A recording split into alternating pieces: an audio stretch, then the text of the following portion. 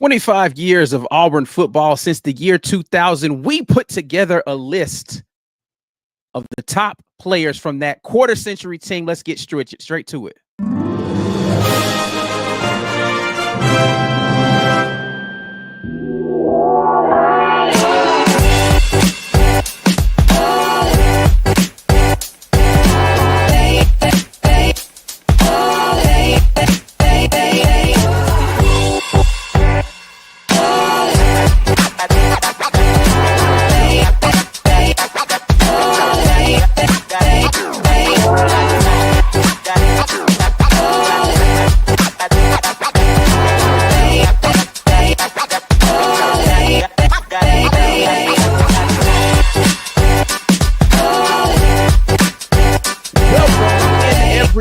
You are watching the Midweek Report brought to you by the folks at the Rage Room. Whether you are in Birmingham or Opelika, make sure you go over there and break stuff.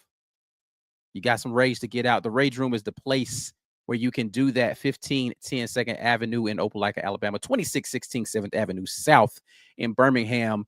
And listen, the season is coming up. This is the downtime. But if you're mad about where recruiting is, and you just feel some frustration because you feel like Auburn isn't getting enough recruits right now, go to the Rage Room, go break something, man. Don't take that out on nobody else out there, man. If you are not Green Name Gang, you can make sure that you do that right now. $5.99 get you to that patron level. $3.99 get you to that supporter level. We appreciate everybody who does this. This is what really helps keep the channel going, man. Y'all are the reason why I get to sit at the house and look at old film of players and do reviews of that and post it, because you guys make that content worthwhile because somebody's watching it out there on the Green Name Gang. Appreciate y'all. If you are part of the gang and you want somebody else to get a month of that, you can go ahead and gift a membership right now, and somebody will get 30 days of some of the best content out there on the interwebs. Make sure that you lock in with that and let somebody else know that they are missing out on some great things. And since we are doing this 25 team right here, this quarter century team, make sure you get your bug on with the Born to Bug merch that is live right now on the warreport.com. We got all kinds of merch out there. If you are born to bug, then this is the stuff for you. Actually, I got my bucket somewhere around here. I'm gonna have to go see if somebody can bring me my bucket up here, because I'm gonna be in full bug mode talking about all of the great stuff that we've got going on right now with this quarter century team. But maybe we'll do that after the break. Until then, I got a crew with me here. It's not the normal crew, you know what I mean? It's some people from the network, and then my guy, Deuce the Scoop, in here. Dylan Larck, Deuce the Scoop. Wednesday night, talking a little Auburn sports, Auburn football. How y'all feeling on a Wednesday night? Oh, man, I'm good, man. I'm glad to be here, man. I appreciate the invite, brother. Yeah, absolutely. Dylan, all right? Feeling pretty good. Just coming off of a little pneumonia. So a little pneumonia. Yeah, if I say pneumonia, nobody ever put little in front of that word. That's big. Oh, it's not. I've had it 3 times. It's fine. Oh, bro, you need to you upgrade your immune system or something, man. Go get you some vitamin C or what's going on, Dylan? I take that multivitamins. Don't worry, I'll get through it. That's what's up. That's what's up. All right, before we get into the quarter century team, because I know there's going to be a lot of opinions out there on that, I did want to talk recruiting very briefly, maybe like 2-3 minutes, and who better to talk recruiting with than the guy who knows what's up out here in these streets. My guy, Dukes the Scoop, man. You've been talking about this over on your channel. So, don't give all the nuggets away, because I want people to go make sure that they watch your content. But just give us a high kind of overview of where Auburn is in recruiting right now by your estimation, and what things need to be happening out here for the team. I mean, well, it's not been a pretty summer. Auburn has traditionally kind of been a late starter, but usually by Big Cat weekend, you have some momentum. Well, with the changes that go along with the dead period and how things have kind of been sped up, you won't get that kind of end of summer bash like you had in years past, years previous. And so now you had like 2 pseudo Big Cats earlier in the year. So you're looking at, and people are looking around like where's the bang, where's the excitement? And I think at this point, with the revenue sharing changing and just a new landscape of college football, I think it's going to boil down to wins for Auburn. I don't expect a ton of fireworks to go off before the season. I think you can see some guys jump in the boat that'll be, good players and, really, I guess, foundational type guys that you need, guys who want to be in Auburn. For some of the bigger fish, the 5-star guys, I think it's going to be one of those things that you're going to get more traction once people see proof of concept. We say this, and I sound like a broken record, but since I started covering Auburn in 2021, it's been proof of concept, bro. Like, Auburn ain't winning. Like, that's the problem. Like, they did a hell of a job last year to have a top 10 class with a losing record.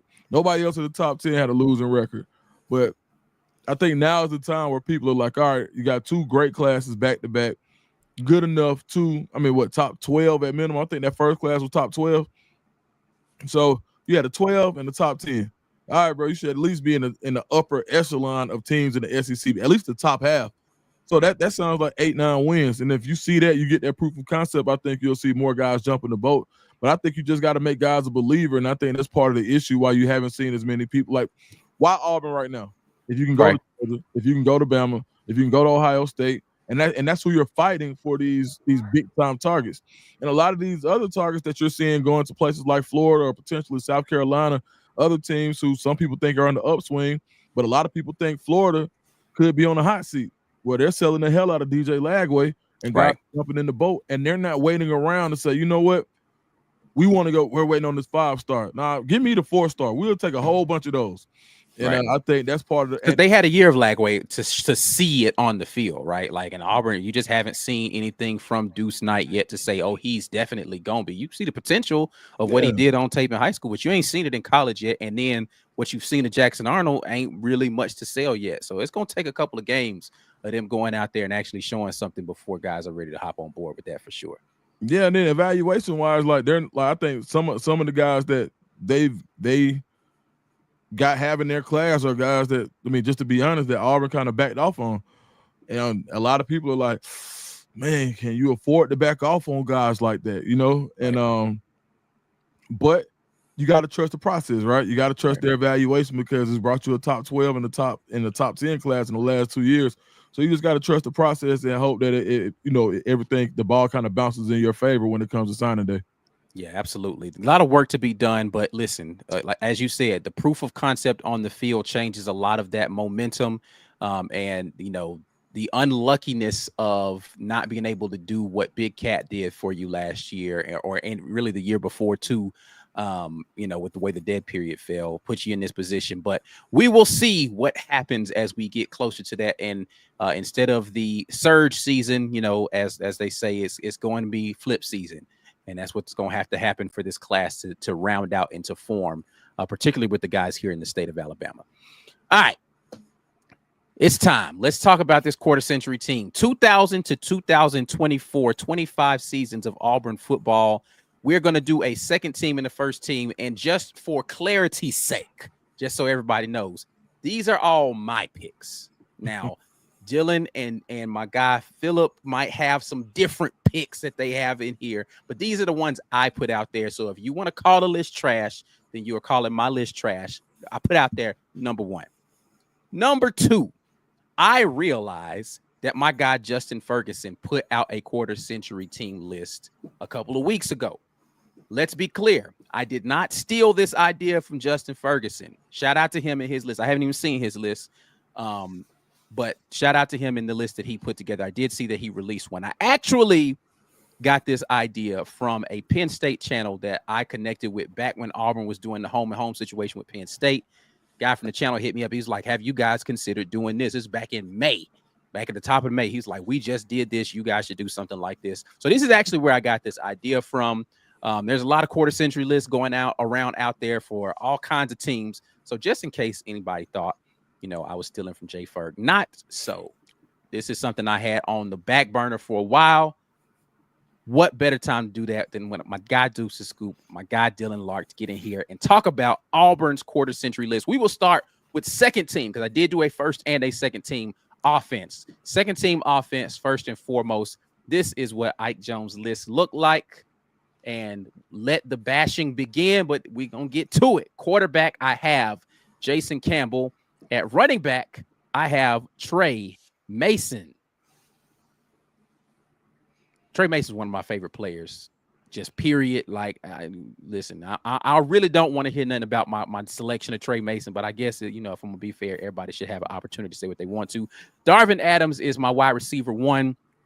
Emory Blake, wide receiver 2. Sammy Coates at the wide receiver 3. John Samuel Shanker is at the tight end. My offensive line, Lee Zimba, Sean Coleman, Chris Slade, Ben Grubbs, and Ryan Pugh to round out second team offense. Now, you guys have seen first and second team, but any thoughts about the second team list right here? I'll be the first person to mention the Trey Mason pick. Go ahead.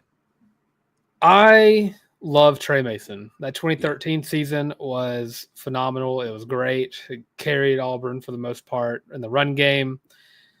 But however, if I had to pick the second best running back in my time of being alive from 2000 to 2025, I'm going to take Kerryon Johnson. Kerryon Johnson's I was hoping that's the name you said. He was number 3 on my list. Kerryon was number 3 on my list. I think longevity kind of fits in his favor. Longevity is the word. Longevity. There we go. Yeah. Pneumonia brain. 2 good years. Trey had a good 2012 year, but if you ask me, that year should be forgotten, erased from time. So I got to give to Kerryon. If he didn't get hurt, we're talking about maybe another Auburn team in a playoff spot, and one Auburn team in a playoff spot. I know. Listen, I'm not mad at that pick. For me, I'm talking about career rushing yards. Trey Mason has more. He's a guy that got an invite to New York for the Heisman Trophy ceremony. As you said, he pretty much, listen, shout out to Nick Marshall, but that was Trey Mason that was the bell cow of that offense. What my man say, he don't get tired. Trey Mason didn't get tired, bro. Like, I don't know what he was eating during them collegiate years, but my boy just did not get tired. Trey Mason is one of my favorite running backs, period. Right? To me, he's a top 5 running back in Auburn history. But Dukes, what you feeling about you feeling Trey Mason, or you got somebody else? Because I think we all know who number 1 on the list is gonna be, but like, who you feeling Trey Mason as the number 2 guy there? Man, I think you can go Trey Mason. When you just talk about the stats, a forgotten man that a lot of people forget did it multiple times was Ben Tate. Ben Tate went in second round pick as well, just like Kerryon was. Ben Tate right now, I think he's 6th all time.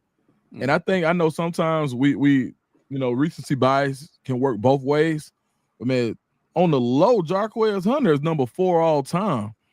So, Jarquez Hunter needs to be in the top 10 list in everybody's mind for sure.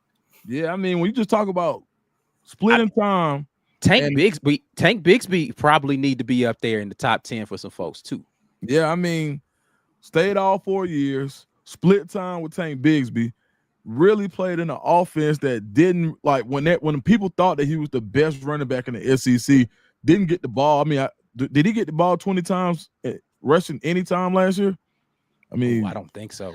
I don't definitely think he did versus Vanderbilt. Yeah, bro. Right. Like, I mean, so when you think about it, like Jarquez Hunter, I mean, they said the thing that people said about Jarquez Hunter in the SEC was he came with his own pulling guard. Like, literally, you see Jarquez Hunter in a different situation. When I just think about talent, everything that he brought to the table, and what he actually produced. I mean, he literally has 3,300 yards, which is 4th all time. I had no idea. I just looked it up for the sake of this exercise. Yeah. So I think you got to go. And I love Trey Mason, dog. Like, that was a very special season. But if I had to pick, I would probably go between, just basically statistically, I would go between Ben Tate and Jarquez Hunter. But the other guy that I thought about putting on this list, just because of what you just said, not just splitting time, but splitting time his entire career, is Ronnie Brown. Oh, boy. Shout out Ronnie Beasley for sure. Ronnie Brown never was the lead back and is a guy who arguably is one of the best running backs again in Auburn history. He was one that I consider putting up here on this list as well. I think he needs to get more credit for just being able to be a number 2 back, but still toed it the way that he did. Right. Agreed. I can go for it. Let's get to these wide receivers real quick, though, because I know, Dylan, you might have had some people that didn't make that second team, but didn't make the cut. So we're kind of getting our honorable mentions in here while we're talking about this. I got Darvin Adams, Emory, Blake, Sammy Coates as my 3 on here. Anybody who you're thinking to yourself, I don't know, maybe you should have been such and such on this list. Well, for starters, I'd probably say Darvin is probably a team too low, in my opinion. Darvin Adams needs to be first team. I'm not mad at it. Listen, I'm a big Darvin Adams fan. I loved Emory Blake as a kid. He was one of my favorite wide receivers. Yeah. I don't know if he should go on this list above Darius Slayton or Keandre Lambert-Smith. KLS, I ain't going to hold you. Had he been at Auburn more than one season, definitely makes this list for me. But what if he stayed at the 1 year but got the 1K?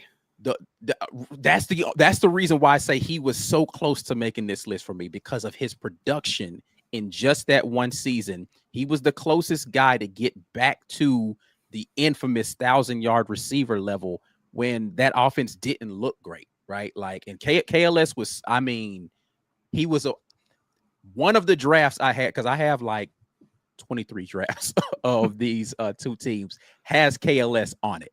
Let me just say that, like, he was on there, and then I went and I looked at it, and I was like, oh,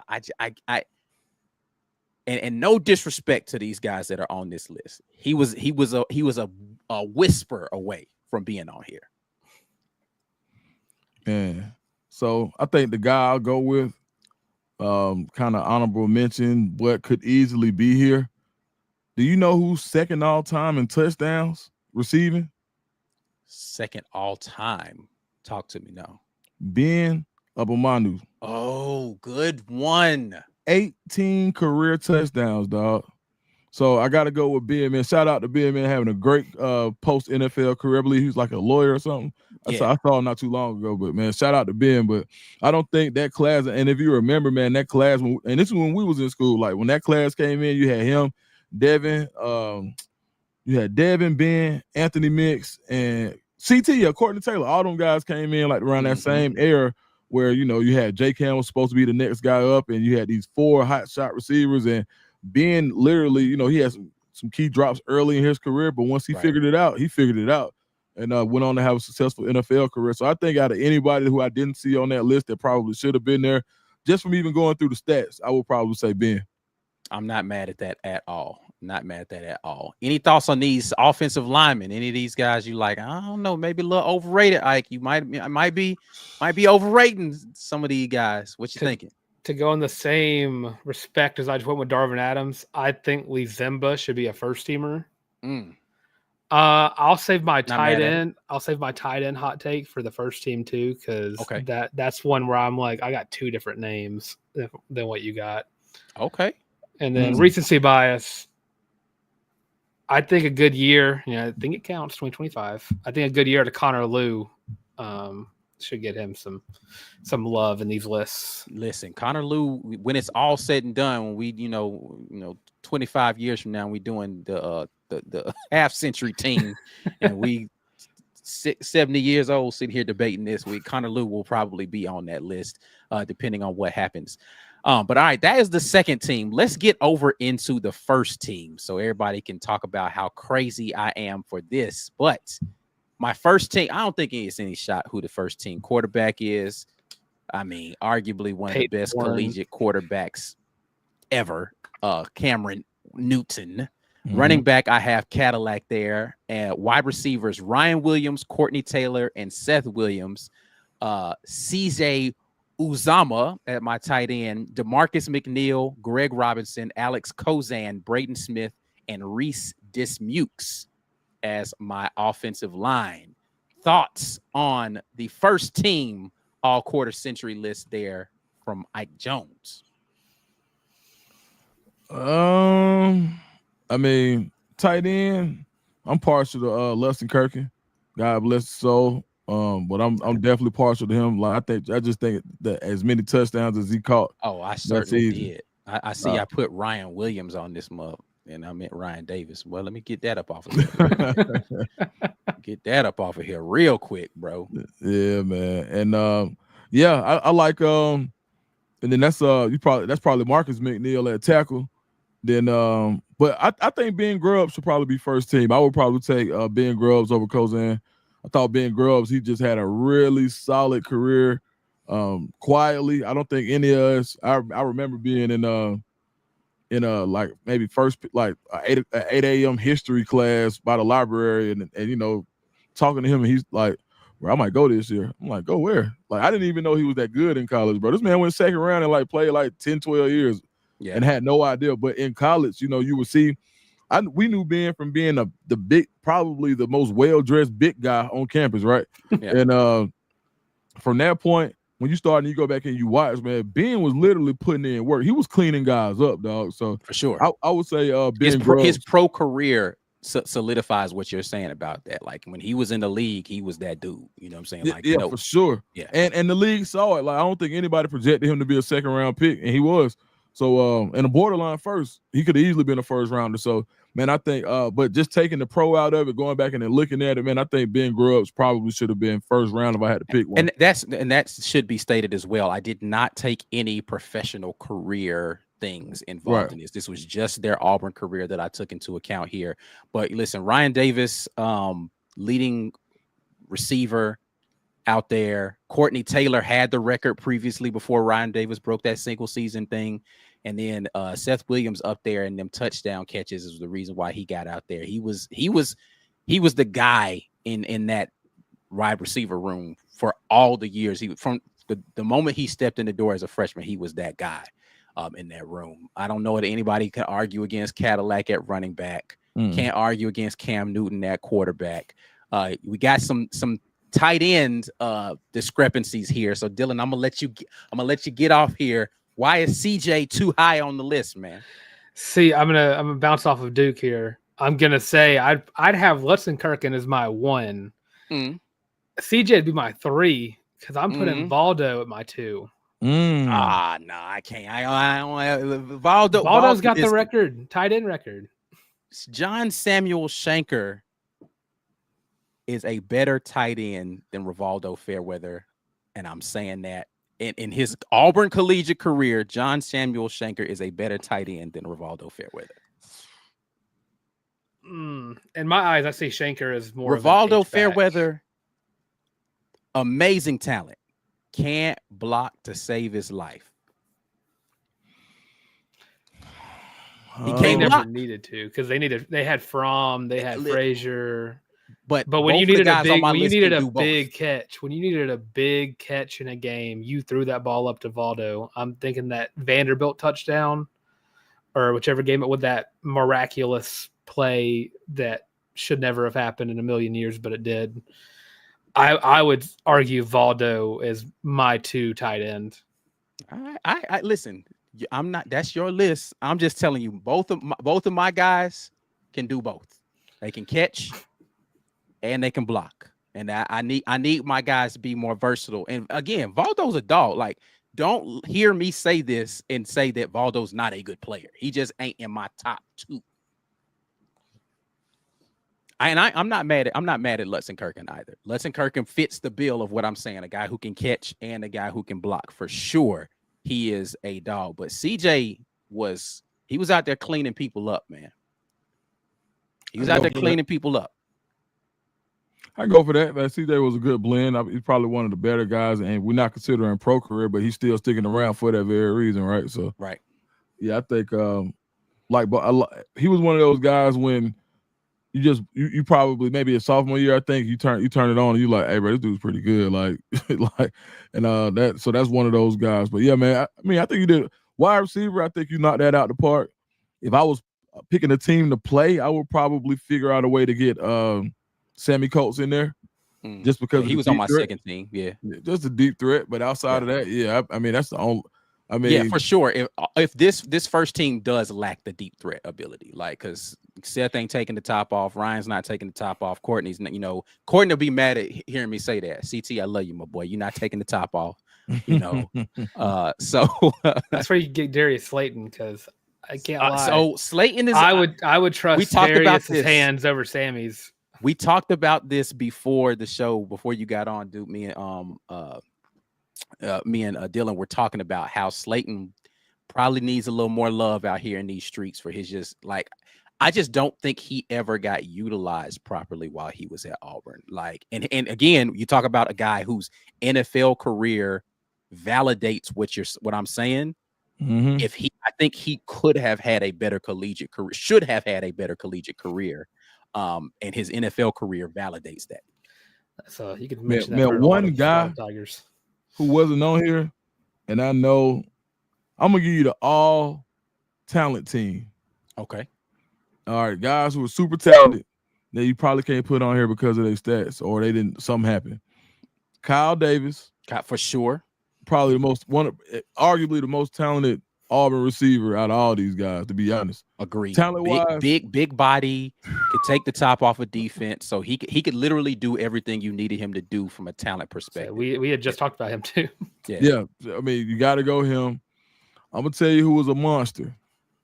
Duke Williams. We talked about him as well before you hopped in here. Duke Williams, if he had had the 3 complete seasons at Auburn, might have been. Oh yeah, man. This is like the all what if team. You get a running back who was cold blooded. All what if Javon Robinson. Mm-hmm. All what if team. What if he could have put it all together? Yeah. Or Cameron Petway. Cam Petway. And Cam Petway really did. I think he did the most he could with what he was given. He was really a fullback. He was a fullback, yeah, but he was toting the pill though. He was toting it, yeah. I think defensively, 2 guys that come to mind that aren't on this list. Hold on, we ain't got to the defense yet. We ain't got to the defense. Okay. All right, go ahead. I'll wait. Yeah, because the defensive list for me was more difficult to put together than the offensive list. I kind of had in my mind, like before, the wide receivers, I think were a difficult one for me to do. The offensive line, I struggled in a couple of spots. I was like, once I started looking up some stuff, I was like, my offensive line, I think I'm solid there. Quarterback was super easy. Running back for me was very easy because, again, Trey Mason to me is just kind of one of them guys. But the wide receivers were the ones that I think I struggled the most with because to your point, there were so many guys who were good, but they just like Auburn didn't really use the wide receivers properly. So they never got their opportunities to showcase, I think, the way that they could have. One more receiver that he didn't get a lot of snaps, but everybody knew how good this guy was. I'm going to take y'all back. DeAndre Green out of Blunt High School in Mobile. Yeah, he never really got an opportunity to showcase anything at Auburn. Ever, man. Just a guy in school that they say was whooping folks every day in practice, but it was just always something while and when he got his opportunity, he had some injuries, then he ends up having to transfer out. But man, I just want to give him some love on all. If anybody remembers DeAndre Green was that guy for sure. Let's get if we were going to do a third team here, who would be the quarterback for that third team? Nick Marshall, hands down. Yep. Okay, not mad at it. You can make an argument for him over Campbell, in my opinion. It might be my age. Oh no! But I mean, so here's the thing. So you gotta the way I could phrase that argument would be J Cam really only had the one stellar year, right? Like everything before that undefeated run was a little shaky for him. And that team was loaded too. That team he had was Nick Marshall had 2 solid seasons, and the only reason I wouldn't put Nick Marshall there for my quarterback is if I'm going arm for arm, I'm gonna take J Cam all day, arm for arm. But like Nick Marshall's legs put him in a very different conversation than what J Cam was able to put together out there. But I thought Jared Stidham was gonna be the guy that was gonna creep up in the maybe list for some people. Man, I'm gonna tell y'all, nobody's talking about it, dog. But man, y'all know who third all time is? Actually, Bo Nix probably.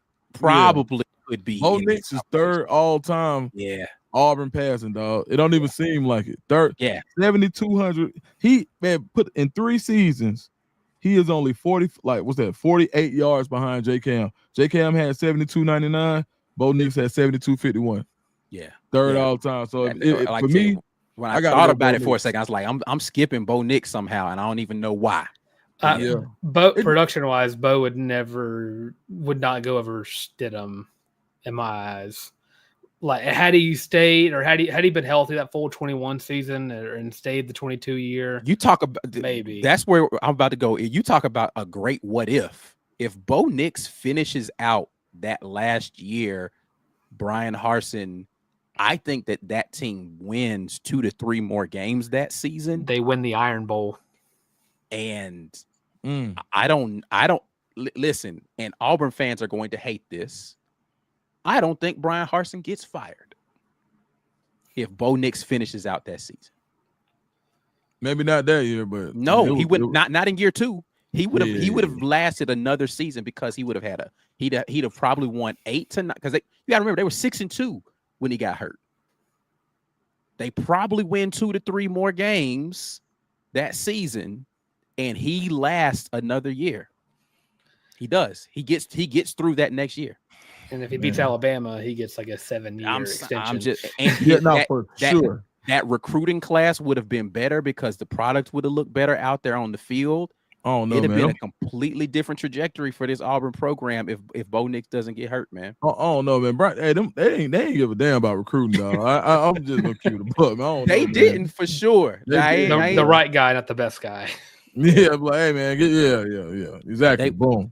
Yeah, I'm not saying recruiting would have been what it is under Free. Yeah. But it would been better. You would have had proof of concept at least. For sure. You had a winning. I don't think we had a winning season since Gus Malzahn. Right. I don't think we have. I think the most 2019 or 2020, 6-4. Yep, that was Gus. So, yeah, I mean, one of the greatest what ifs. But yeah, I think when you think about it, I think Bo Nix probably needs to be number 3 on that. And if you're talking about somebody who has an argument for number 2.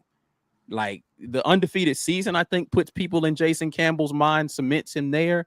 But Bo Nix, as far as his production, he creeps up there if we being honest, because we talk about like the difference in the legs of a guy.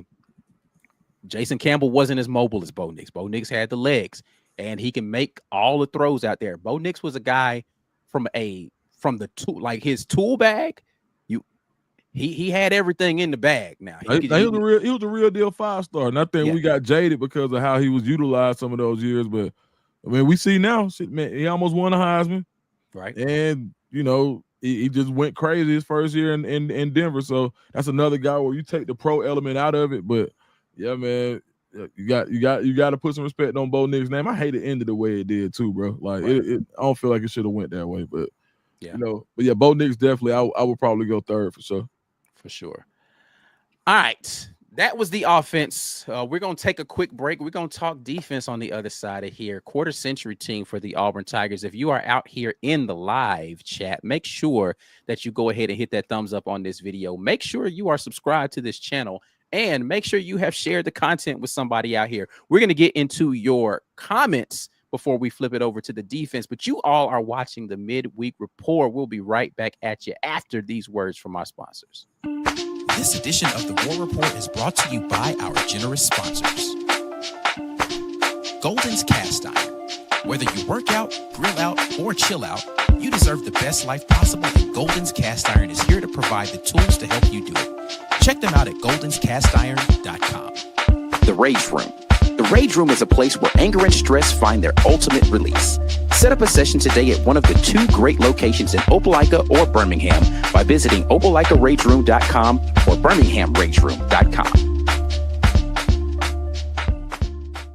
Yes, indeed. And you can be a quasi-sponsor of the War Report. Not even quasi, man, because, again, y'all are the lifeblood of this channel. Green Name Gang, what up? Appreciate y'all very much. We got a lot of film review that's out there behind this paywall.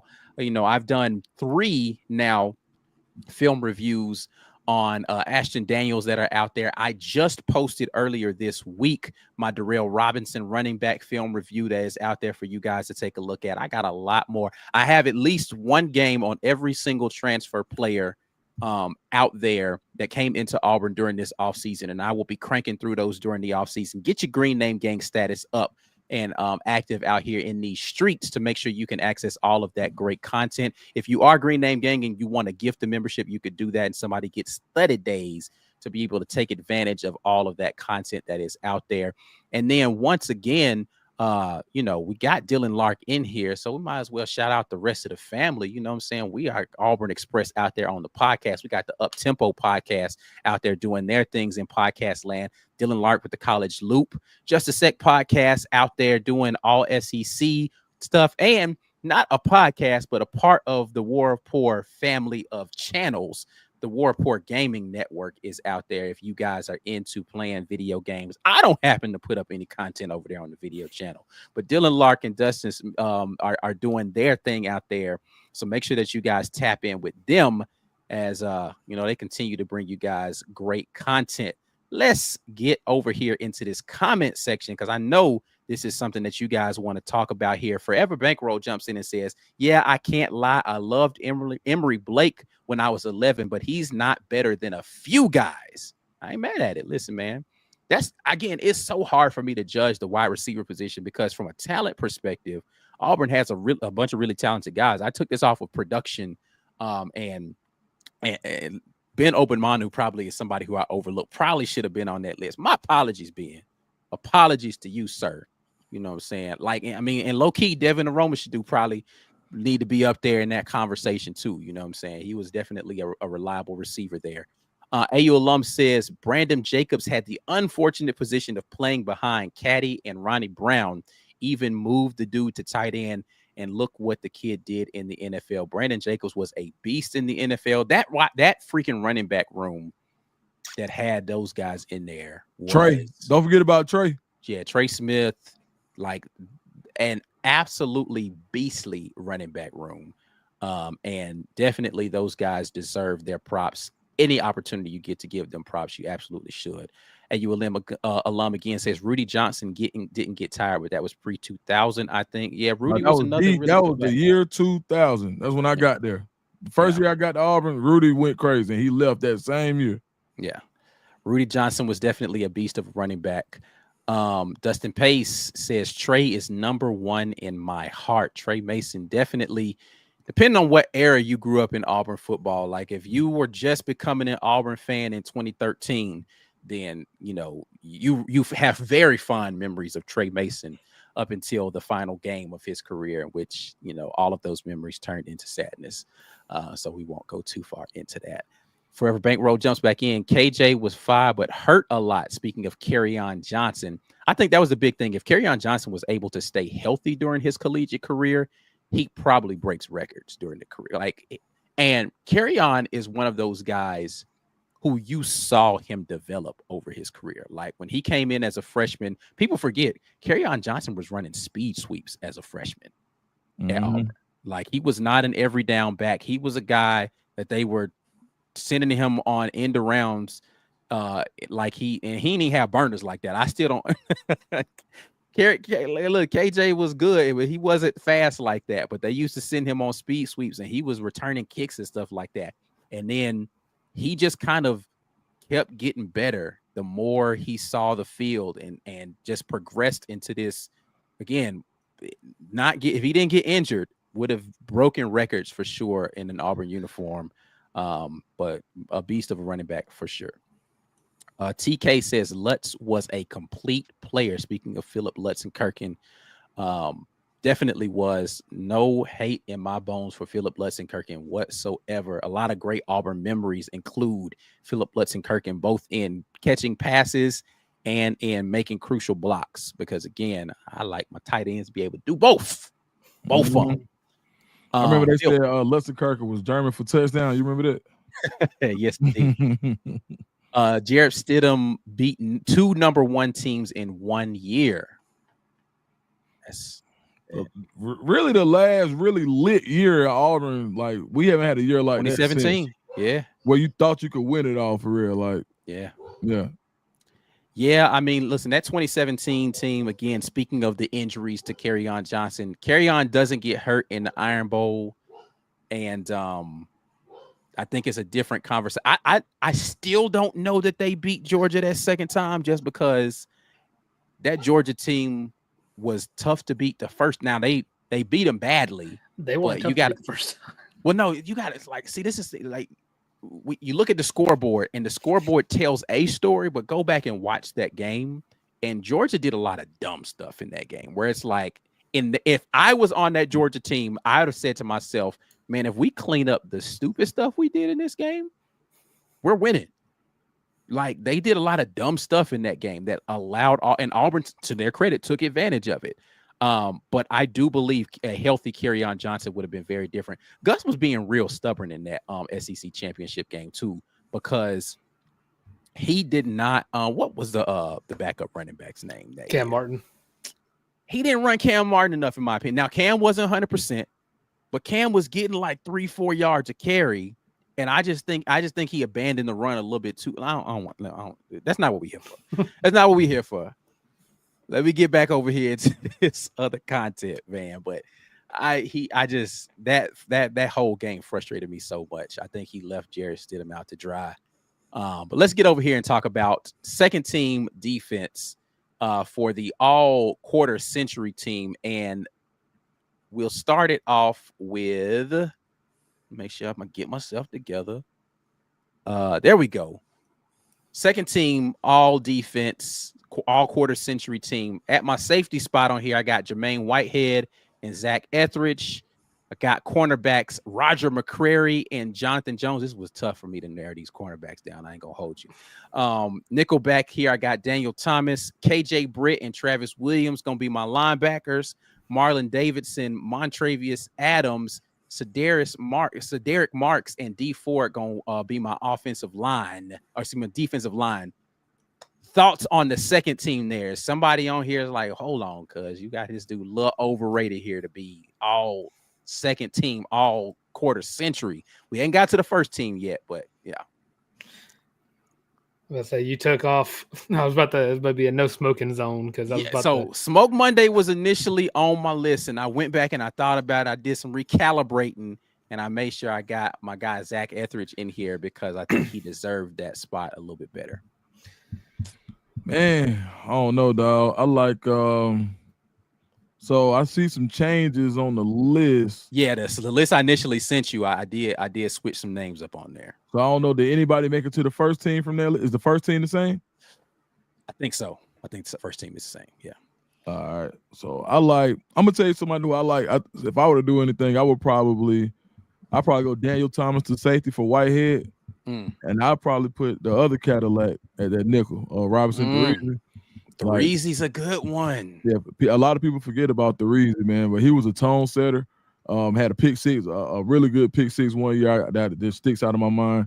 And but yeah, as far as how physical he was in that nickel spot, you know, whether you call it rover, star, whatever you want to call it, that nickel, I thought he was like the prototype as far as being able to cover in the box and also being able to, like, you know, if you taking away curl flat, maybe could left a little bit to be desired, you know, up the seam, but taking away that curl flat and coming and setting that edge.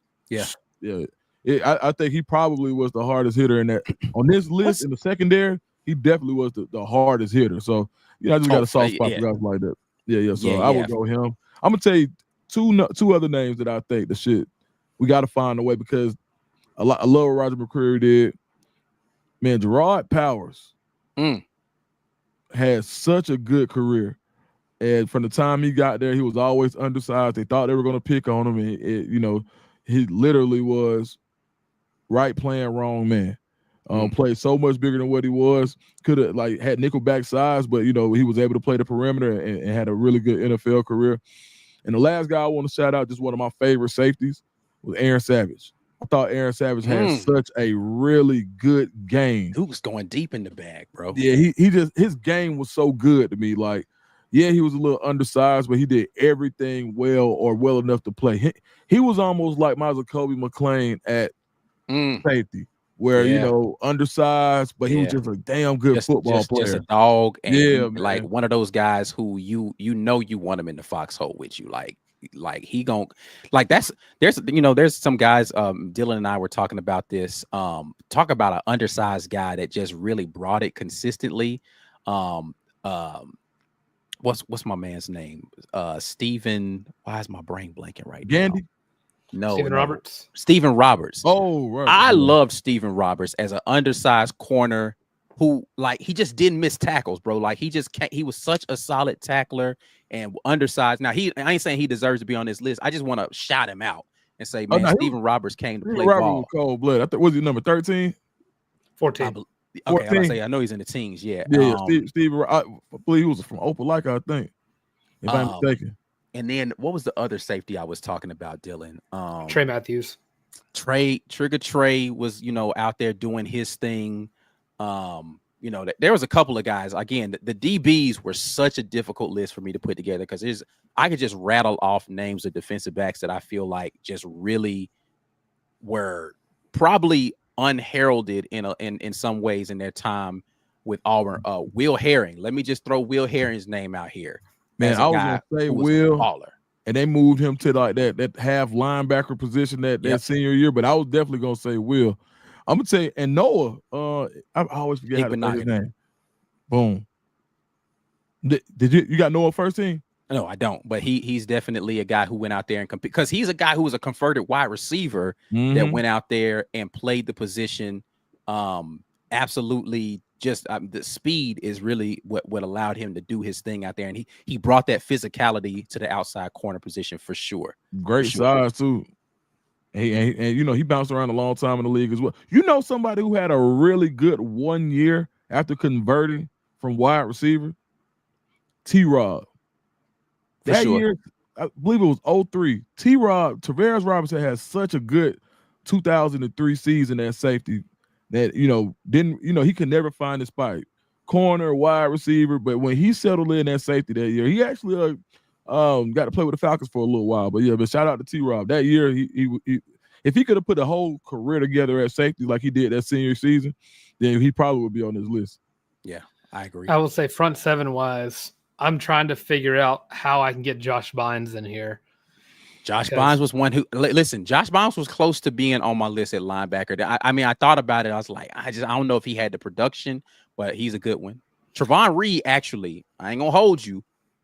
If I had put like a special teams list together kind of situation, Trevon Reed probably would have been on here because his production at that nickel spot was really good. Javaris Davis was another name that I really liked when I was putting this list together. Anyway, continue. My bad. I'll say Colby Wooten also had a really good career. And I'm trying to figure out if he beats out Mont at all or Son Derrick. I don't know. I'm trying to figure out where to fit him at. And also, arguably, Derek Hall. Derek Hall's another good one. At recency bias, Keldrick Falk.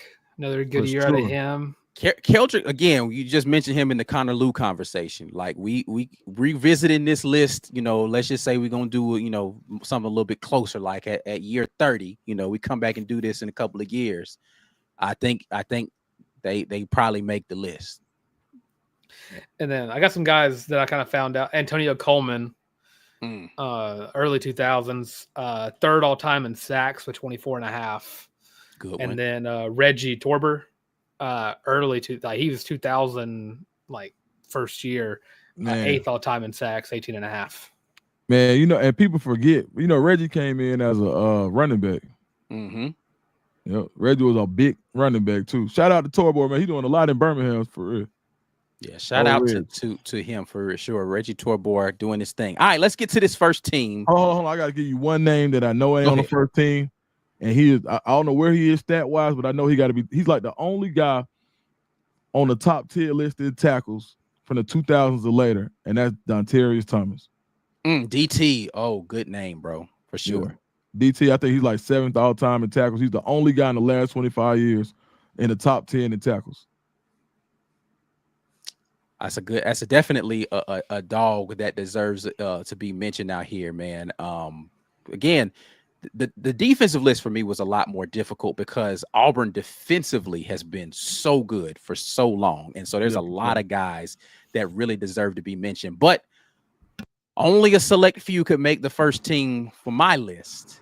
And it goes as follows. My safety. This one might be a little recency bias, but I got Jalen Simpson on here. I got Junior Rose Green on here. Rose Green. Carlos Rogers, Carlton Davis, Rudy Ford, Carlos Dansby, Deshaun Davis, Carl Lawson, Derrick Brown, Nick Fairley, and Quentin Groves. Talk to me about it. I think Carl Lawson's like the only one on that list where I probably have any questions come up, just because injuries kind of play a part there. I don't think he had full production, but the other 10, I don't think you get a better defense in those 10. Yeah, it's gonna be tough to. I mean, Los Rogers, Thorpe, Carlton Davis, lockdown. People forget about Rudy Ford, another NFL guy. Deshaun, of course, Los Dansby, probably arguably the most athletic player we ever seen on defense. And arguably, he went to the ESPYs for that. Deshaun Davis, first all SEC linebacker since Travis Williams. Only 2 of them on the list, I think. I don't see. Yeah, maybe who would you put right there at the end for Carl Lawson? That's kind of where I think. After this year, I guess probably Keldrick Falk right there. But I mean, I think Derek Hall was better than Carl Lawson. No about better, cut. It's an injury conversation. I think talent wise, Carl Lawson had all the talent. The injuries definitely halted how good Carl Lawson could have been. But if you're using production, it's Derek. All right, I'm not mad at it. Derek Hall's he's a beast, but Carl Lawson he's a different kind of animal. Yeah, man. In my opinion. Now you know the all talent wise, all what if team, Trey Blackman, bro. Blackman, man, bro. When I thought about putting this list together, like he was one of the first names that popped in my head, and I just don't know that he did enough. Bro, we got to make from a talent perspective. If you go like a what if team, Byron Coward would be right there. Yeah, because Byron Coward. I mean, the thing is, Byron Coward got on the field for Auburn. Like, he actually, like, I don't know, it just didn't never come together at Auburn. But like Trey, like, got to play a little bit. I mean, the quote that always stands out to me about Trey Blackman was Tommy Tuberville in the interview said he's the closest thing he's seen to a Cadillac Williams on defense. I thought that was just such high praise for Trey, man. A good guy, man. Shoot, man, I miss my dog, man. Good, but never seen anybody better than him. Not better, maybe bigger. From a better football player. Yeah, from a talent perspective, Trey Blackman was one of those guys who, and when he hit, he was. You knew you was getting that, but he brought the helmet, bro. He brought the hard hat every single time, bro. Like, it's definite shout out. If any of the coordinators could have been able to utilize Owen Papo, we'd also be talking about him on this list too. Owen Papo, from a talent perspective, man, he's just off the charts. And but again, injuries had a part in that for him. And Owen was a better athlete than he was a linebacker. Thank you. He should have been a nickelback. He would have been a nickelback, is what he should have been. He's definitely you see right now he's making his bones a lot. He's always gonna be a great special teamer because you're not gonna outrun 225 running down the field 4.3 40, right? But I mean, as far as linebacker, you'll see he played it like his 4.3 may have been a 4.5 at times just because of the linebacker eyes. Like if you put Zacoby McClain as a football player on the field in Owen Papo's body, you may have a Hall of Famer straight up. Like, it was just certain things. Like Zacoby McClain was such a good foot. You can ask Travis Williams today.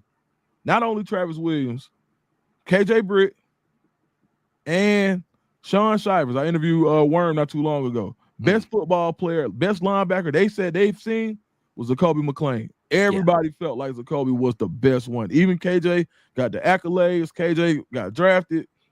KJ Britt will tell you Zacoby McClain was the best linebacker he played with. He was just undersized. If he was, like you say, if he was a little bigger, like instinctive, just absolute no quit in him. He was out there barking, talking, like he had everything you wanted from a middle linebacker, bro. He just had a size that the NFL liked, Right. but never in a situation where that man wasn't making plays. No, for sure, man. Yeah, man. Shout out to him, man. Damn, who else did we miss that was good? DJ James. DJ was a guy I considered. He was definitely on my consideration list. I don't know that he's above any of these guys that I have on here, but definitely a good DB out there. Hey, did you have Montravius Adams on the other list? I did. Okay, just making sure. Yeah, I forgot about Montravius. I still can't get over the thought of like thinking Derrick Brown and Nick Fairley in the interior together. Oh my goodness, that would not be Derrick Brown and Nick Fairley lined up on the same defense in college. That defense probably isn't surrendering a single rushing yard. Like, I just don't know how you block both of them dudes. Just run it to the outside, bro. Like, just don't run anywhere. If you're trying to run between the tackles, it's a wrap. And then when you get to pass rushing downs and have an interior Nick Fairley pass rush coupled with somebody like a Carl Lawson and a Quentin Groves on the outside. Yeah. I'm gonna tell you who had a good season. Left early, probably shouldn't have, but could have been on this list with a senior season like his junior season. The Sensei Mud. Yeah. Jeff Holland. Yeah. 10-sack season. Yeah, and then left, but as far as he could another season like that, we're still talking about Jeff Holland. But what else, right? Yeah, no, Jeff Holland definitely was a terror. And, like low-key, since him, there hasn't really been another guy on the edge that was just, double-digit sacks was coming. I mean, Keldrick Fox is going to be the guy, I think, this year that has the opportunity to be that double-digit sack guy. Right. But yeah. Which means he's doing that as the end. Holland was like premier edge rusher. Like before, edge rusher was really like a position that we talk about now. I mean, Quentin Groves was the prototype for that, bro. Like, Q was unblockable on the edge, bro. Like, just hang it up. If it's third and long, just roll your quarterback the other way. Yeah, God bless us all too, man. Man, I'm gonna tell you who's not on this list that balled out at Auburn. Antonio Coleman. Yeah. Antonio Coleman. Dylan mentioned him a little bit when we were talking about the second team. Third all-time sack leader. Yeah. I didn't know he was that high. Yeah. Antonio Coleman, shout out. I think he's coaching ball at Williamson, I think. Hopefully his son can match that. Yeah. Which one are you talking about? The one that Antonio Coleman? Yeah, that ain't his son. That's crazy, right? I don't know why I thought they were. No, everybody did that first. Yep. Oh, I'm talking about linebacker out of Saraland, right? Mm-hmm. Oh yeah, D lineman. D-line, yeah, edge, whatever you want to call him. Yeah, that ain't his son. I thought it was too. I thought they called him a legacy. That's where I got that from. They called him a legacy. Yeah, I think everybody thought he was a junior, but he ain't. Yeah, I when he said son, I was like, what? How did I miss that? But yeah, I didn't think he was his son at all. I was like, okay, I definitely missed the memo on that if that was the case. But I definitely thought it was his son, and then we started calling around to go figure out like, nah, that ain't his son. I was like, okay, cool. But now, man, I think I'll tell you a guy. Ooh, Nick Ruffin and Jeremiah Denson. Those were the two guys I was trying to think of earlier. Ooh, Nick Ruffin. Yeah. A guy that we ain't say honorable mention that had a really good Auburn career, flew under the radar, played 10 years in the league. Spencer Johnson. Play just one of those really good football players in the early 2000s that helped build that. And probably one of the highest rated commits on, that Auburn had that was good at Auburn. But he never went to that level. Yeah, Spencer Johnson was a beast though, for sure. DeMarco McNeil. Mm-hmm. Just to go back now, I think he's the only guy in Alabama history to win Mr. Alabama on defense. DeMarco McNeil is a good one. Yeah. What would Nico Thorpe be? Because I guess I'm kind of also adding in his pro, because he was a multi-time Pro Bowler special teams wise. I'm trying to think if he would even be in a conversation. Nico Thorpe was good. I don't know who I would put him over, but I think he's Yeah. he's worth being mentioned. Like when you talk about just kind of legendary impact guys, he's one of those guys that definitely had some good impactful moments for Auburn.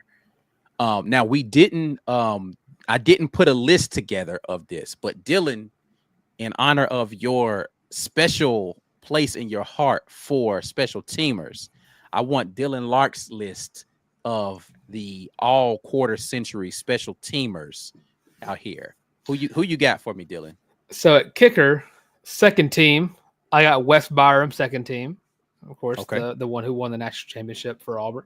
All Made right. 2 kicks in that one.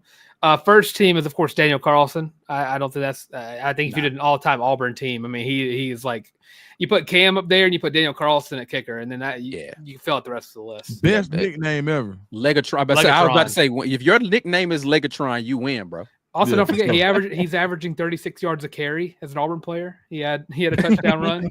Can't forget about that. Right. Punter wise, I had Oscar Chapman, second team, and then Aaron Cepos as first team.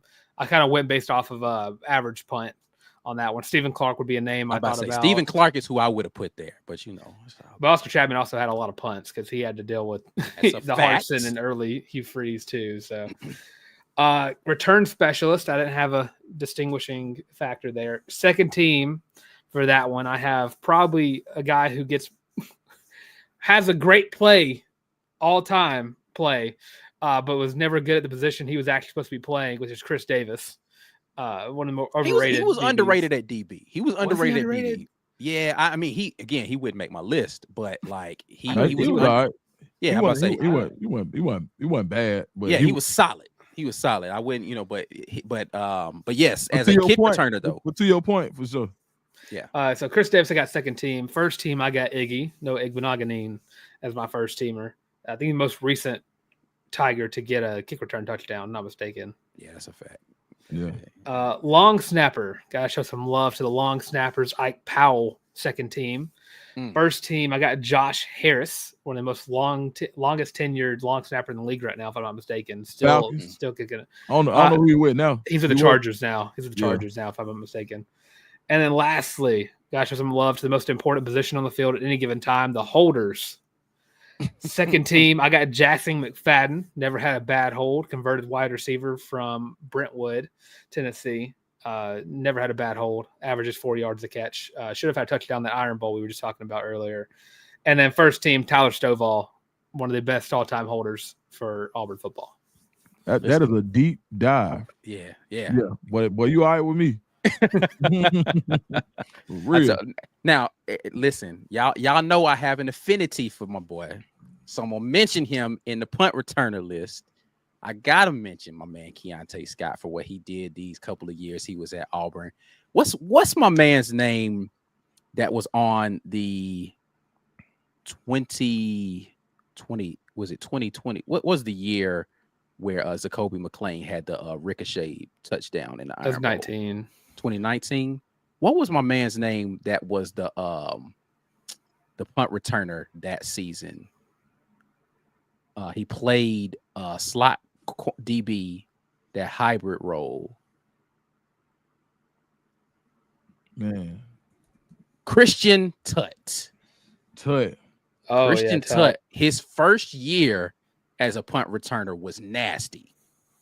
That first year as a punt returner, he was nasty out there. I thought Christian Tutt was gonna be one of the ones, bro. I'll say he got injured, and he just was never the same after that, bro. I'll say it's hard for me to put Tutt on there, and then Scott's very hard because he had a muffing issue.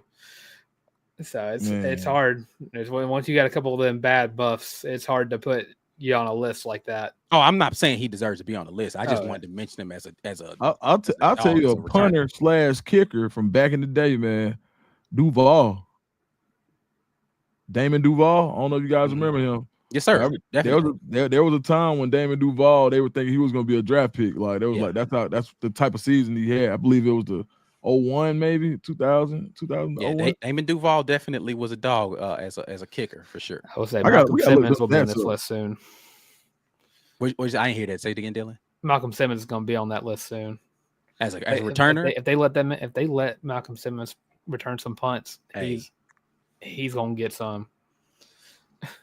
I am longing for the day when Auburn had, like, speaking of guys who just need a shout out, man. What's my man's name? Like, oh my goodness, I can't believe I'm blanking on his name. Kick returner from that had the got shot just recently from South Florida.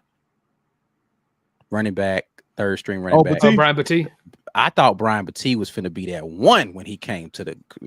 I was like, oh, he's gonna be cribbing everything when he touches, man. Coaching malpractice on the special teams front. Yeah, I don't. Jeremiah Cobb should be returning kicks better than what we're watching him do. Hugh Freeze is not good at hiring special teams coaches. We'll see what happens this year, but yeah, they have some guys that have the ability to be very dangerous back there right now. So we'll see what happens. And man, I think E. Singleton definitely gonna. I think he's gonna be a returning kicks and points if I ain't mistaken. Listen, if put him and Malcolm both back there, whoever gets it gets it. Yeah. I go with both of them for sure. I would say I think it'd be a disservice not to do a coaching staff for this team too. That way we just know it's in good hands. Oh yeah, you had some coaches that you want to throw out here. Who's going to be coaching this team up? I'll say head coach wise, if I had to go best head coach of this century thus far, I would think Gus Malzahn, but I can't give him. I got to give him to OC. Head coach would be Tommy Tuberville, Senator Tommy Tuberville. I don't do that though. He's head coach Tommy Tuberville. I just got to throw that in there just for the laughs. OC again, Gus Malzahn. DC's Kevin Steele. I couldn't remember some of the 04 guys to think, but I think Gus Malzahn just for winning the championship. I give him more credit there than Gene Chizik, just in terms of what that offense was doing with Cam. And then DC. I mean, low key Chiz at DC is kind of cold though. I ain't gonna hold you. I mean, go Chizik. I mean, you go early Muschamp. Yeah, however you wanted to do it, but I think Kevin Steele, what he did with that 19 defense, and I mean that was a championship defense, the one that made LSU clench their cheeks for 4 quarters. Listen, I know I get a lot. I get a lot of pushback when I say this. No disrespect. Now I told y'all guys I was gonna stop saying no disrespect because I do intend disrespect when I say this about certain stuff. But this is truly no disrespect intended to Kevin Steele. I'm not sure Kevin Steele is as good as his talent allowed him to be. When you got them 2 dogs in the middle of your defense and Derrick Brown and Marlon Davidson, it's hard to be bad defense. It's you gotta try to mess that up. You feel me? Like you gotta try to mess that up. I mean, they went rush 3, drop 8. And they were the only team that could do that against LSU because when Georgia tried because of them 2 dudes. Yeah, when you saw when LSU, Georgia tried that against LSU, Swiss cheese. He did try it the year after that. And when you lose those 2, it's like you got to stop sitting it, stop doing it. Like you said, like Chiz with that no name, they call them no name defense. Like, because you can't think like who was on that defense that like really had a pro career, good pro career like on that defense. I mean, on defensive line. Linebackers was what T. Will and AT. I mean, okay, Carlos Rogers at corner, right? But outside of that, I think was Will Height. I think Will Height was there. Will Height was there, but outside of that, but man, give me Borges, dog. Yeah, but Borges, I was gonna say, man, the OC just for figuring it out. Yeah. When you had to figure, it said we got Ronnie Brown, we got Cadillac. F it. Put them in the backfield together and make them figure it out. Right. Like, give me Borges for that year. And maybe because I was there, near and dear to my heart. But literally, I think that was that team, the only team. Okay, tell me this. We'll go here next. What's your national championship between the teams that we have, talent-wise? Do you take? So of course, we're gonna go Cam and them, right? Who do you put in the championship against them? Do you think Nick Marshall's team was better than the 04 team? Who do you put in the championship? The Auburn all-quarter century natty. Who do you put against the actual national championship winners? What defense you're saying, or just lining up on both sides? So you got to go against that 2010 team. You're saying? Yep. I mean, I don't think the 04 defense. I mean, it's the thing with the 2013 the offense. No one could stop it because no one's seen it before. It's the read option with Nick Marshall and Trey Mason might be a little too much for a defense from the early 2000s. Yeah, just scheme wise. So I would say the 13 team would play the 10 team, but then because that 10 the problem with the 10 team again, I just don't know how you stop Cam Newton. Like you can't. You have to put really like that all 20. Like you have to put like the first team defense that we just put together to stop Cam Newton and the wrecking ball that he was. But the problem with that 2010 team is always going to be, I don't know, they had enough defense to be able to hold down a really talented offense like that. Like, but Cam Newton's the great equalizer, bro. He just was going. I'm not betting against Cam Newton at quarterback. And the collegiate, hell, first couple of years pro Cam, like Cam Newton was the one. Period. No, he literally got an MVP in the league. He's the second best dual threat quarterback of all time. NFL. Yeah. Who's the best? Lamar just passed him a couple years ago by winning a second MVP. Mike Vick is not in the top 3. Ooh. Yeah, I would say, man, Cunningham. If I had to go 17, I want to say 04 so bad just because they offensively, they just played the game that was dealt to them, right? Like, right. And they could really chew clock. And Gus had to speed you up to score, right? Correct. Sometimes I think what that team needed, I think with a real 4-minute offense, they win a national championship. 100%. But tempo is how they get is how they beat you. Correct. So, and then if you needed Nick Marshall to get you a third down, it had to be a scheme third down. He wasn't throwing somebody, he wasn't layering the pass over the linebacker in front of the safety. And I think that's something that you could get with the 04 team. When you needed J Cam to make a pro throw, he made pro throws on third down.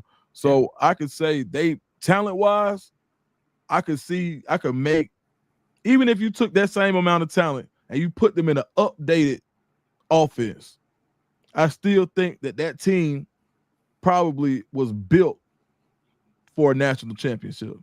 Yeah, but I think they're a more complete team because I think both sides of the football, they have it more so than even, like I said, even the Natty team. I just don't think like that team was Nick Fairley and a bunch of guys.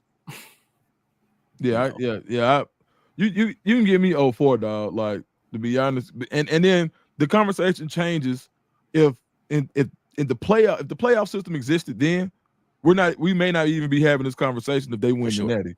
Like, it may be clearly the 04 team. Yeah, they're 100% in a playoff. Even if it's just a 14 playoff, they're making that playoff and they're getting an opportunity to play it out on the field. Does the 2017 team make, say we did a 14 playoff with these Auburn teams we're talking about, 04, 13, 10, would 17 be that fourth team? And would they give me 17, bro? Would they make it interesting? Yeah, give me 17. That's probably one of the more balanced attacks you got from an offense at all. Yeah. Again, with a healthy Kerryon Johnson, that 17 team is, got an opportunity to be in that conversation for sure. That'd be the second most complete team out of the bunch, I would say. Yeah. Yeah. I thought 19 was a good team too, though. I just think it was just mismanaged just a little, bro. Yeah, offense just couldn't get together. Yeah, like if you like. And that's what I think that's what really jaded everybody on Gus at the end was that 19. You saw the potential that 19 team had, and it was like, bro, if we could get a damn first down, you saw plenty of times where it's like, bro, if you run this Gus left, Gus right BS one more time, like people were ready to snatch their flat screens off the team. Like, bro, people so mad at Gus Malzahn. I've never seen Auburn as mad as, literally a winning coach. Auburn was so mad. Man, bro, you know how much I would like to see what happens in history if Gus Malzahn just stayed. You give him that other year. They fired that man in a COVID year, dog. Yeah. 6-4. We ain't had a winning season since. Yeah. Bro, if you put the cupcakes on that schedule, that's an 8-win team. He would have got fired in year 8. And then, of all people, you go get Bryant. You go to Idaho to get your coach. God damn. Excuse my language. No, it wasn't because of the Idaho. It was because Alan Green had a was in a hot tub with listen, man. Yeah, man. Malpractice. Whatever it was, all kinds bro. Of malpractice. Yeah. Whatever it was, I'm telling you, bro. Never mind, because you know what? I ain't got my inhaler, so I'm just gonna chill, bro. If you give that 2019 team a running back, and I think they win a couple more games. Was Booby the running back for them? Yes, he was. Booby's on my list of Auburn players I will never go to bat for. Oh, wow, man, we could be here a whole other hour talking about guys that would be in infamy. That Auburn fans would say, never let this person touch the field again. Because I got a list, but I'm not gonna do it. I'm not gonna do it because I'm trying to be. I just remember the Alabama State game. He fumbled the ball, and then the video went viral of his mom making him do 50 push-ups. And then I don't know how, whenever he left Auburn, he didn't look like Dwayne Johnson walking around because Mario Fannin got the short end of the stick by getting the fumbling nickname. Booby Whitlow needed a nickname for fumbling so much. And you know what's and just to talk recruiting now, I went and I watched the film of the running back we just got. That's a quarterback. Eric Perry. Yep. Yeah. And I was just a little, I was like, damn, you got to get one running back in this class that's really played the position, because like you said, it's some nuances of the game that you just have to. Sometimes running backs are born, right? Right. Yeah. And guys who've been toting the pill in that manner their whole life. Sometimes you could tell that Booby Whitlow was a quarterback. Think about, like, in high school, this guy was a quarterback, right, to be honest. And so as far as hitting the hole hard, and I think how much dancing he did contributed to how much people did not like Booby Whitlow. Yeah. Don't think he was a bad guy at all. Had some off the field stuff, that could have helped him where he maybe could have spent more time in Auburn. But all that damn dancing in the backfield, bro, that's what made people be. And then you dance and fumble, right? Like you feel me? But I thought when he actually did cross the line of scrimmage, he was exciting, right? I mean, no, Dylan and I were talking about this before we got on here. He was so boom or bust. Like, he would have those moments where you're like, okay, I see it, and then he would remind you why you didn't want to see it. Right. He was a frustrating guy to watch play football because he had all of the potential in the world. Again, I can go. There's a list of guys who I could go. I ain't gonna go too far. I'm gonna say one name and I'm gonna stop. That same way I felt about Mario Fannin. I felt like Mario Fannin was so good athletically, he just could not hold on to the football, man. He just couldn't. Man, that man ran a 4.2. Mario Fannin physically was beastly, bro. Bro, that man really went and ran a 4.2. Y'all know that? I didn't know he. That size, bro, and didn't get drafted. Straight up. Because the production on the field didn't match. It's like Booby Whitlow. When he went to transfer out, you would think like an Auburn running back would go get picked up at least G5 level, but no, he went D2 or FCS with D3 maybe. No, he was in nowhere land Denver. He was in between some mountains. Yeah, no, they never really he never figured it out off the field, man.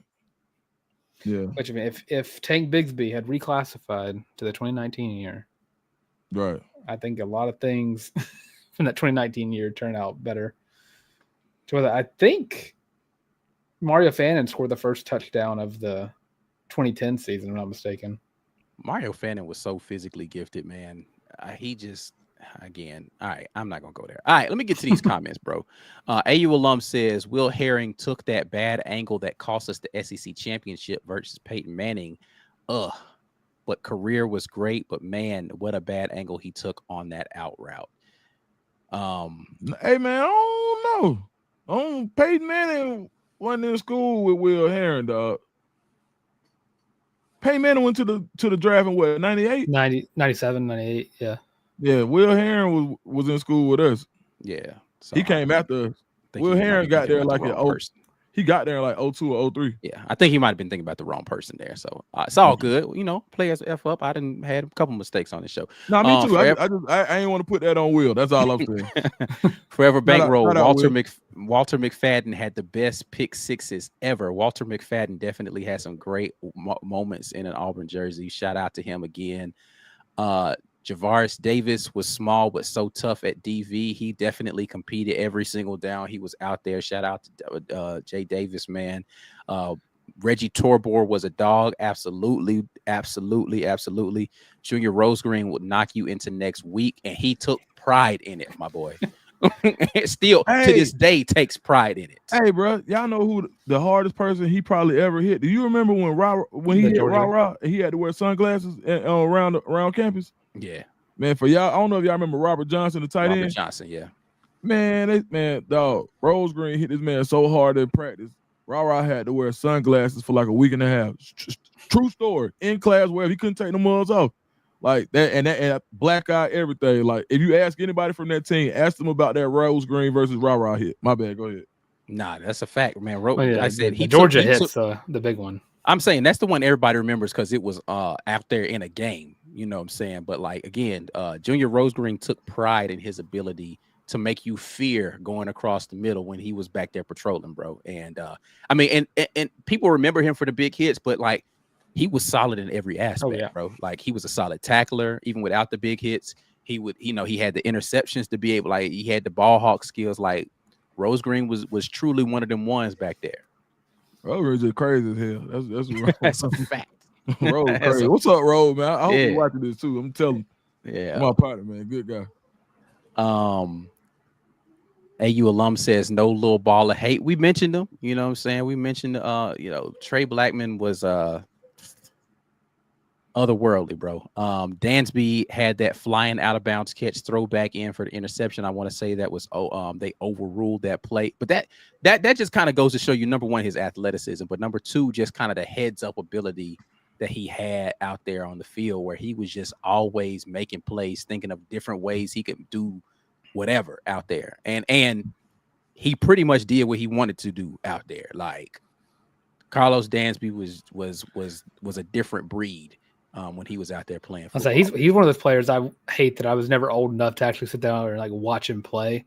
But I mean, when I got Madden and I started like user and linebackers, Carlos Dansby, he was so fun to play with on Madden. For sure. Bro, and came in as a wide receiver. Yeah, that's what I'm saying. That's the kind of athleticism he had, man. Like, he was just a guy who, like, man, just line me up and play football. Where you want me to play football, I'm gonna go play football. That's another, when you talked about like Ben Grubbs earlier about like how good he was on the offensive. People forget he came in as a D lineman. Like, Ben Grubbs was a guy who could have played literally any position on any portions of the line of scrimmage. He could have lined up and played on the defensive line. He could have been a tight end, but he stuck as a guard. Ben Grubbs could, from an athleticism standpoint, could have played anywhere because he had that kind of athleticism. I just don't know if people realize how good Ben Grubbs was. He actually went to my high school. Fun fact. Oh, okay, that's for sure. Yeah, he's only claim to fame. Not gonna lie, says Forever Bankroll, Simp was bad at corner before that safety move. I wouldn't say he was bad at corner. I said, number one, another guy that early in his career, injuries kind of hampered what he was able to do. But I will say the move to safety was perfect for him. Like, it allowed him to be the risk taker that he was and not have to deal with the consequences in the same way, because Simp was good in press and he was a solid tackler on the outside, but he just liked to take chances. That's the bottom line. Simp was a guy he trusts his instincts, and at cornerback, you can't be as instinctive. You kind of have to be more solid in your technique. And Simp wasn't really a technique guy. He was just like, feel. And he's like, oh man, I feel like this is where the play is going. And he would just roll and go get there, which is, again, that's why he was such a good free safety, because he could just roam and be out there, and they let him loose. And that safety position he was a dog. So I can't think of any safety I've watched that saw the field better than Simp did.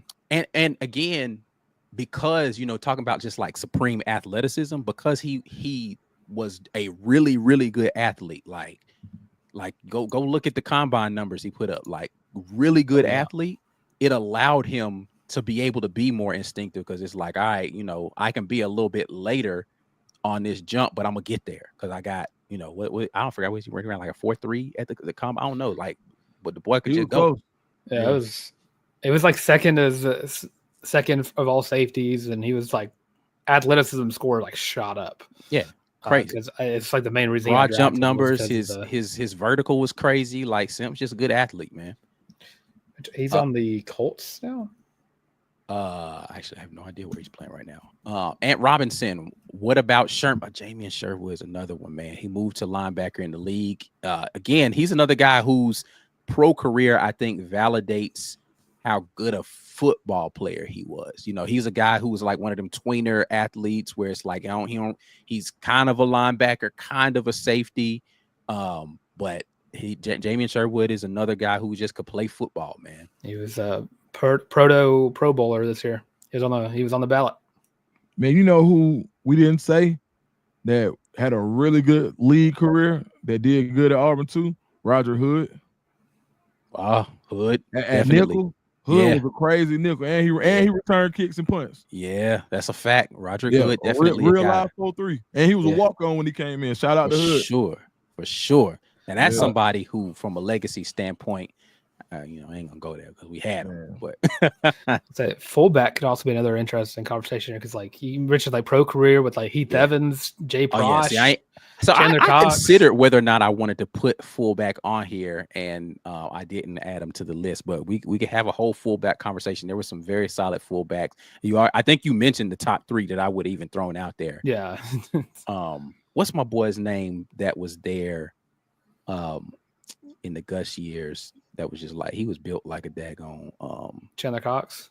No. I like Cox. That was 27, right? Yeah, Chandler Cox definitely was one. I like Cox. If B Will was on here, he would definitely know who I'm talking about. His name Brandon is not Foles. No, it's not. Foles was. I like Foles. Jay Prosh. There it is. Yeah, you said him. That dude was. He's a unit. I probably would have put him right above Heath Evans. Heath Evans was one of them ones too, though. Hey man, Heath Evans was so big in school, bro. Like, he was one of the first people I saw when I got to school. I think he was getting ready to come out for the league, bro. That was a scary guy, bro. I see him at a party, bro, and he was like dressed like he had on. I think he was dressing like a wrestling valet. We walk around with the shirt off and something with some feathers around, man. At some Halloween party I went to. Scary guy, bro. Like, ain't no way we go to the same school, bro. That man got to be at least 29 for real. Ain't no way we go to the same school. Yes, indeed. Ant Robinson disagreeing with me about my take on the defensive mastermind out there. He said him changing the defense against LSU was masterful. It was. But again, never mind. What allowed him to do that?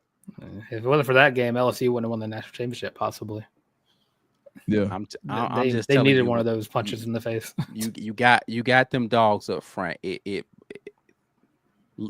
Bible, how the Bible said love covers a multitude of sins. Right. Derrick Brown and Marlon Davidson covers a multitude of bad decision making for DC is all I'm saying. It's like when do we start talking about DJ Durkin possibly as a all-timer DC? Hey, listen, Dirk got a little work to do. Like he needs to be, because so when you talk about defense, man, I'm gonna get back to this Dustin comment right here. When you talk about defenses, man, there are good defenses and there are dominant defenses, right? And I haven't seen this defense be now they got the guys this year to go out there and be dominant. A lot of them young, but until you get into the conversation where like you're dominating teams, like they're not able to get yards. Like I need to see one of them. He overachieved this past year with the defense that should not have been as good as it was. Go ahead, talk to him. Man, we forgot about Jay Ratliff. Oh yeah.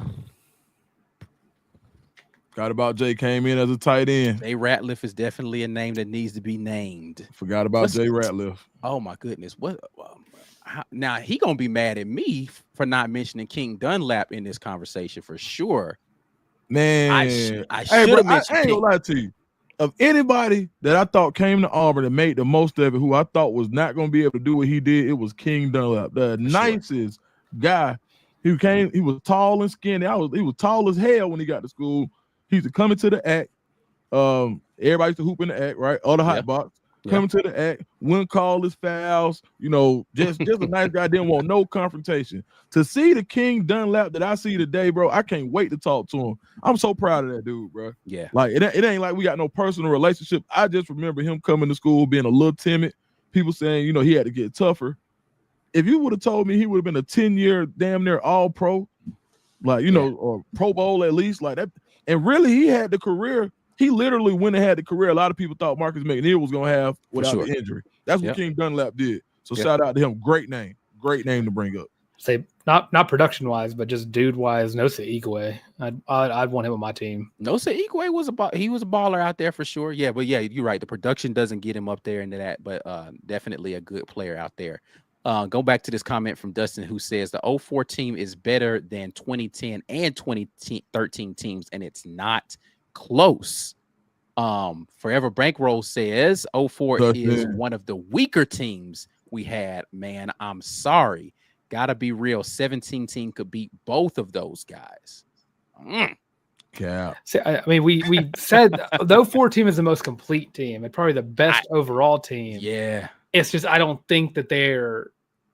It's hard when you. There's a lot of times where the best team. I would say because like the best teams don't always win the game. Yeah, like it's hard when you compare eras of football because the question is like, would they be when Gus Malzahn came on the scene and started the spread stuff that he was doing, right?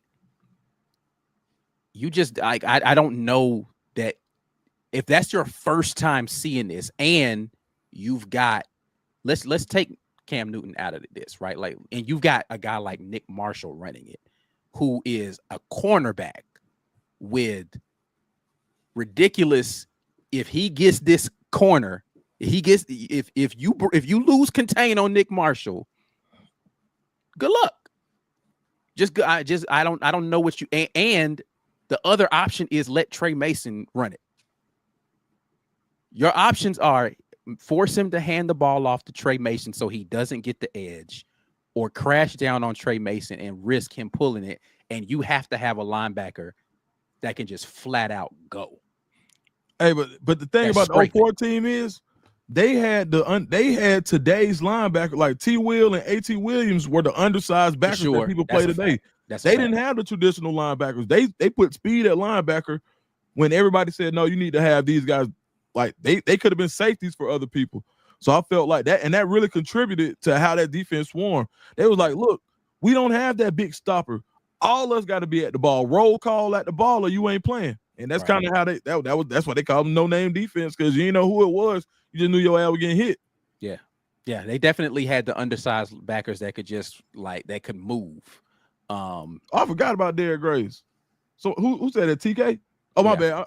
My bad. Go ahead. No, you good? Yeah. Derrick Graves definitely a good linebacker out there. I think I would say 2017 and 04 would probably give us like one of the best games. If you were to put it in like the just going back and forth, like really solid defense, really solid offense, let them line it up. Yeah, I'd like to see Darius Slayton versus Carlos Rogers 1-on-1 would be cinema to watch.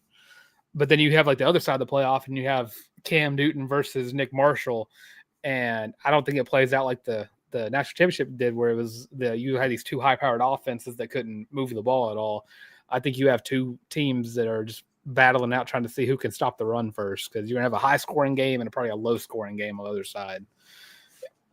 And all right, this is my last question. I just want to ask y'all real quick. Go ahead. You got to start a team. You can't pick. You can't pick Derrick Brown. You can't pick Nick Fairley.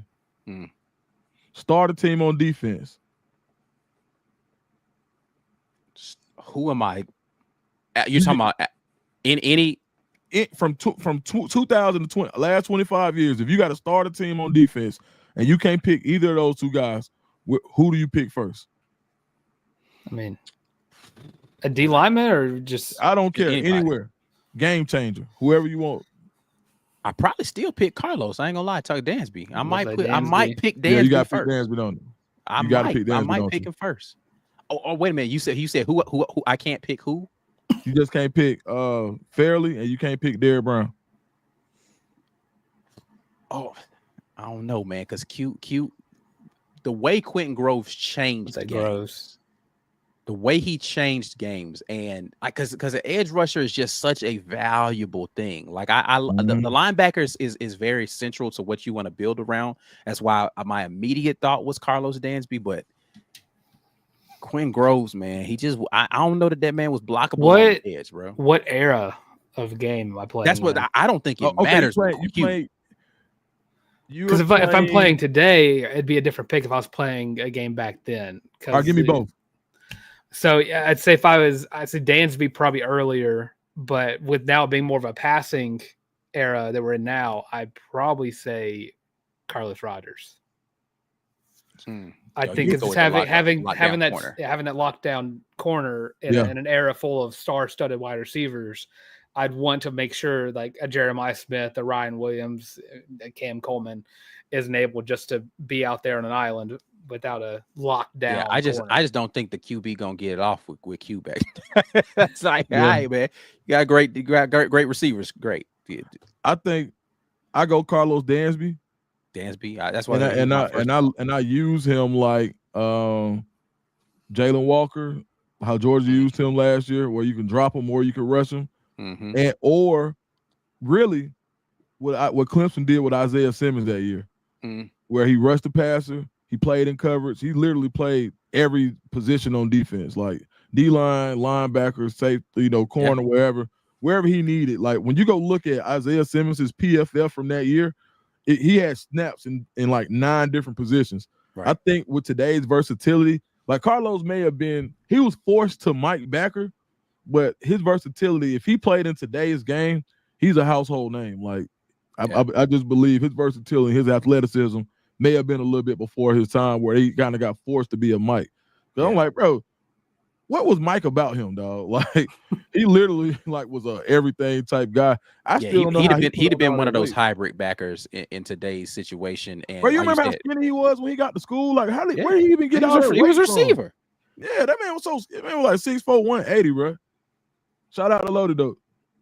Yeah, he like I said, he was the first name that came to mind because of the versatility, the athleticism, and again, he's just a really smart football player, man. He knew the game, he knew how to use what he's got out there, and to the point that you're making about like you can line him up like because he could do so many things. If you started a team with him, you pretty much could pick and choose what other stuff you wanted to put around. It's like, all right, well, I want to move him to the interior. Let me go get some guys on the outside. Oh, I don't have no outside guys available. It's fine. I'll move him to the outside and let him play out here and roam around.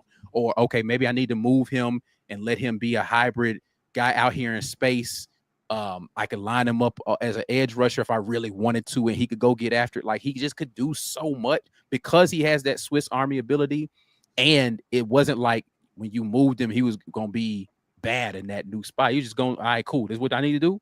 All right, let's go get it done. I think he's a good pick to start a team around for sure. That man probably had the widest wingspan of anybody I ever seen. We played them in intramurals. Him and J Cam had a team, and they pressed us, man. Man, Carlos Dansby trapped me in the corner, pause, by himself, bro. Like, you have a double team 2-man trap by himself, bro. Like, he took away the whole, like, he pinned me in the half court in the dead man corner. It was just him. I was like, timeout. Hey, but this ain't right. Like, I got trapped. Like, never seen, probably the best athlete I ever seen, dog. No cap. One of them. Yeah, Carlos Dansby, shout out to him again, man. I don't think he watches the show, but he should. But if you ever seeing this, Carlos, man, we're giving you the props over here that you deserve for the outstanding athletics. I don't think there's ever been a show of anything that's been more pro Carlos Dansby than this episode has been. He deserves it though, man. He's one of them guys.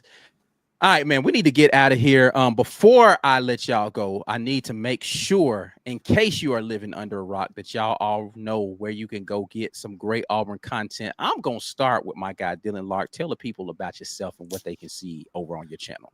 Of course, you can check me out at the College Loop right here on YouTube. Check that out. We have the show coming up tomorrow. Got to catch up on some episodes talking about the South Alabama game, way too early season preview series. Also going to be reacting to Auburn women's and men's basketball's SEC schedule release, talking about that a little bit. That'll be up tomorrow at 8:30. And of course, if you can't watch the show, you can listen to it Spotify. You can check it out there. Yes, indeed. My guy, Phillip Dukes. Talk to the people. Man, check me out on my channel at Dukes D Scoop. You can put that on. I just started doing some Auburn content called the AU Scoop. Got a playlist, check that out. Go back and look at some of my old stuff for the real Auburn fans, man. I got some really cool interviews with like Jason Campbell, Carlos Dansby, Roger Hood, anybody from the early 2000s that we went to school with. I pretty much interviewed them. So go look at that old stuff. We got some real funny stories. Funniest story is Jason Campbell talking about, matter of fact, you got to go watch the Jason Campbell interview. And then the following interview where Junior Rosegreen gets on and cusses him out. you got to go see that, bro. But yeah, man, at the Scoop, Deuce the Scoop, that's my YouTube channel. Appreciate it. Yes, indeed. Yes, indeed. You guys do the necessary out here for us. Share this video with somebody out there at the War Report on social media. Like the video before you get out of here, please. And if you haven't subscribed to the channel, you could do that. Those things are absolutely free, people. It costs you no money to hit a couple of buttons out there on your devices. Make sure you follow us at the War Report on X and Instagram. We are TW Report on TikTok.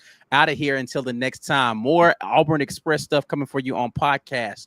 I got some stuff from Lobtown coming for you guys. A couple of interviews I'm gonna be dropping this week. Green Name Gang, I got film reviews for you guys coming up this week. So much stuff coming up from these great interwebs for y'all. Until the next time, and as always, War Eagle. Peace. War Eagle.